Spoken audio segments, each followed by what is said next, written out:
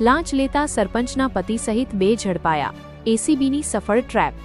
જામનગર ભ્રષ્ટાચાર વિરોધી bureau ACB Jamnagar જિલ્લાના કાલાવડ તાલુકાના બેરાજા ગામના મહિલા સરપંચના પતિ સહિત 2 વ્યક્તિઓને 75,000 રૂપિયાની લાંચ લેતા રંગે હાથે ઝડપી પાડ્યા છે।